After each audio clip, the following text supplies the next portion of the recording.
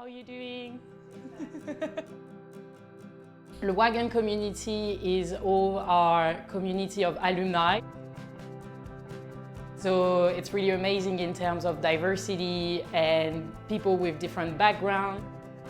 So one part of my job as well is to make sure the community and the current student are having fun. We organized a lot of non-tech related activities such as pub quiz, bowling night and drawing games, everything that it's a little bit cool to do for the students after coding all day long.